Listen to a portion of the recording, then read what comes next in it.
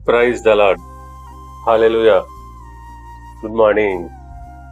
క్రీస్తునందు పిల్లరా, ఈరోజు దేవుని వాగ్దానము యోహాను సువార్త 12వ అధ్యాయము 14వ వచనము.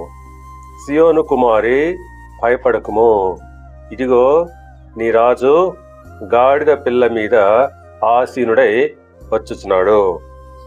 పిల్లరా, యేసు సిలువకు ముందు యెరూషలేమునకు వచ్చెను.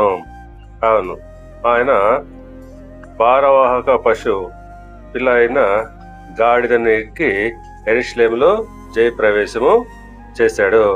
ఇది ప్రవక్త అయిన జకర్యా చెప్పినట్లు జకర్యా 9:9 ప్రకారంగా, యెరూషలేము నివాసులారా ఉల్లాసముగా ఉండుడి, నీ రాజు నీతిపరుడును రక్షణ గలవాడును దీనుడునై గాడిద పిల్లను ఎక్కి నీ యొద్దకు వచ్చుచున్నాడు. అవును, మన రాజు నీతి న్యాయములు గలవాడు. దీన వస్త్రము ధరించి మనకు శాంతి సమాధానములు రక్షణ అనుగ్రహించడానికి మన యొద్దకు వచ్చుచున్నాడు అనేటువంటి ప్రవచనము నెరవేరినట్లు ఇదంతా జరిగను.